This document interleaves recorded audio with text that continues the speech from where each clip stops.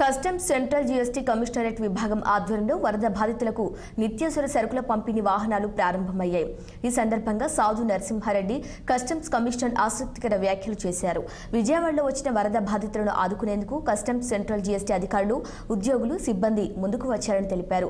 వరద బాధితుల సహాయార్థం box of kindness పేరిట సహాయ నిధిని ఏర్పాటు చేసి 12 లక్షలు సమకూర్చామని, ఆ మొత్తంతో విజయవాడలోని జక్కంపూడి కాలనీ, కండ్రిక తదితర ప్రాంతాల్లో వరద బాధితులకు నిత్యావసర సరుకులు పంపిణీ చేస్తున్నారని, 16 రకాల నిత్యావసర సరుకులతో కూడిన కిట్ను అందజేస్తున్నామని తెలిపారు.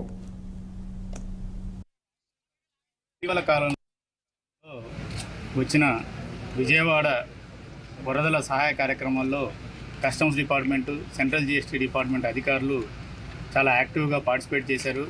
రిలీఫ్ యాక్టివిటీలో చాలా సహాయం చేశారు.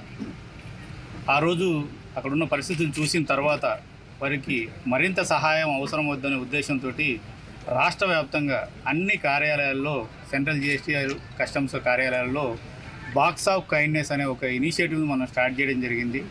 ప్రతి ఒక్కరు కూడా చాలా లిబరల్గా దానికి కంట్రిబ్యూట్ చేశారు.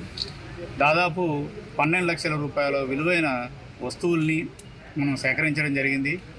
ఆ వస్తువులన్నీ కూడా ఈరోజు వైఎస్ఆర్ కాలనీ, కండ్రిక తదితర ప్రాంతాల్లో ఉన్న వరద బాధితులకు సహాయం అందించాలనే ఉద్దేశంతో మా అధికారులందరూ కూడా ఈరోజు అక్కడికి బయలుదేరడం జరిగింది. వారందరికీ కూడా మనం సహాయాన్ని అందించడం జరుగుతూ ఉంది.